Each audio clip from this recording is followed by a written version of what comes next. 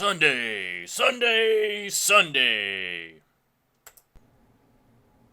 Internet. Internet. What you need? You need a spray bottle. Everybody needs a spray bottle, always, for moistening sandpaper, for cleaning the bottom of your driftwood. Super glue, whatever brand you like. I don't care. An acrylic sheet. Get a chunk of that from the acrylic shop. And, of course, some kind of driftwood.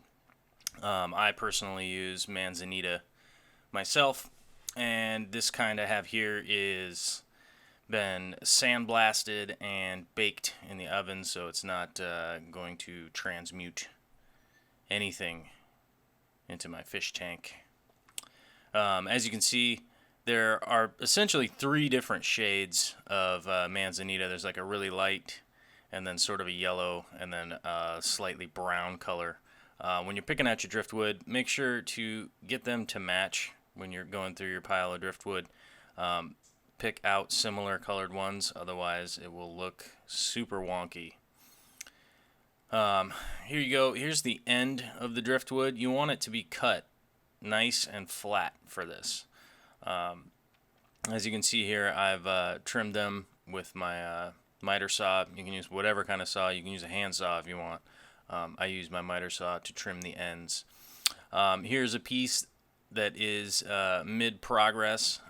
Just showing you here to you want to moisten either the end of the driftwood. I generally use a towel and spray onto the towel, or I spray directly onto the end of the driftwood if there's no towel to be found.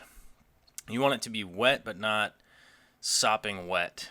You basically just want it to be a damp piece of wood, as if not coated in a bunch of water. Then you want to go ahead and get your super glue out, and you want to apply pretty much the tiniest little daub of super glue to the end here. Too much glue and this will not work. Just to let you know, I've screwed this up enough times myself to know that there only needs to be a tiny bit of glue on there.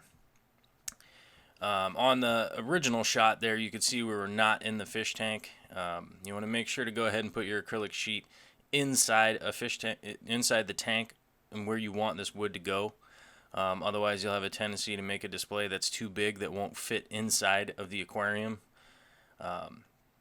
Here you can see I'm just kind of positioning the wood, getting it in there, and then I go ahead. Once I know where it's going to go, then I go ahead and add the glue. And just a tiny dab, remember that, tiny dab. Then I go ahead and glue it into place once I figure out where it's going to go. Now, the reason for doing this is you're able to make a driftwood display, and you're able to put it into your tank and then put the substrate over top of it, and the wood's not going to go anywhere.